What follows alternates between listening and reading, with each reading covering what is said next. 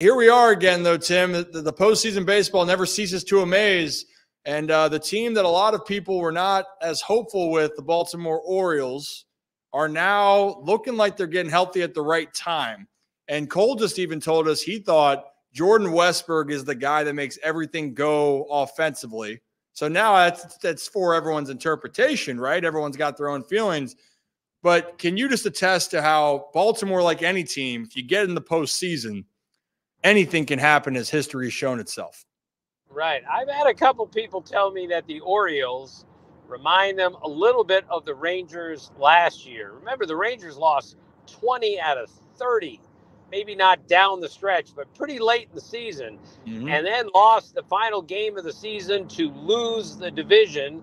And yet, instead of folding up, they went in as a wild card and ran the table. I think the Orioles are capable of doing that. And I only say that not because I think they're a great team now. I'm just not sure if there is a great team out there. Every contending team has a hole, has a flaw, and if that can be exploited, every team can be beaten. And I'm with you on Jordan Westburg. I mean, Brandon Hyde has been telling me all year how good a player this guy is. Never gives up an at bat, never gives up a pitch. Great two-strike hitter. And you've seen, even just the last 2 days, how the offense has changed with him in it. So you get him and you get some other people going. The Orioles have a good offensive team. It just wasn't a good offensive team for about 3 weeks in September, but that could change, and maybe it's already started to change with the first 2 games in New York. It looks like it. And the Orioles won the season series against the Yankees yet again for the second straight year. And for Baltimore, I'm glad you mentioned that the Rangers, because that to me is the comparison, mainly because two teams that could hit the ball out of the ballpark as good as anybody. Texas did that last year. You can get streaky. We saw what Texas did, but they had some key injuries as well. And actually, Jordan Montgomery was the X factor for them in the pitching staff. Zach Eflin might be that for Baltimore. And context, Tim, you said 20 of the last 30 for Texas.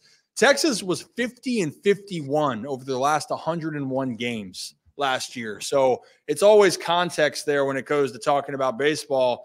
But it's a fun time.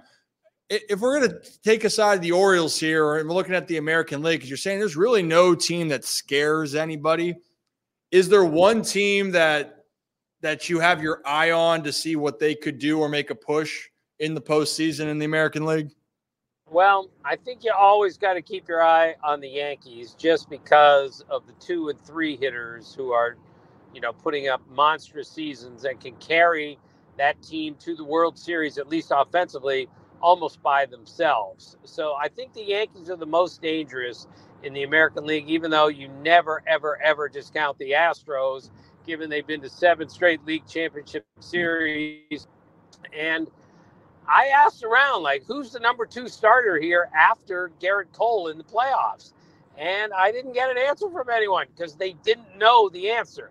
Luis Gil has the best stuff of any of those guys after Cole, but is he a rookie to start? When you're not positive who your number 2 starter is in the postseason, I think that in theory could lead to some issues. And yet I think the Yankees could just pound their way through any sort of problems with the offense that they have, led by Soto and Judge. But again, my original point, every team, even those 6 teams in the National League, they all have a bit of a flaw, and whoever, can hide their flaw the best might end up winning the World Series. And that's usually how it goes. You got to get in and then let it all happen. But it is a good point that you're bringing up. Yeah, yesterday talking about Judge and Soto, they had 6 of the 7 RBIs for the Yankees. But the bigger problem is going to be not where their offensive production is going to be, is that second starter. It does matter to have a 1-2 punch. And Zach, I think that goes into it because Baltimore certainly does have that with Zach Eflin. The Yankees have Garrett Cole. You're not sure who starts after that. The Orioles have Corbin Burns. And for a while, they weren't sure with Grayson going down who would start after that for them. But Zach Eflin has been really just the pickup of the deadline, especially for the Orioles.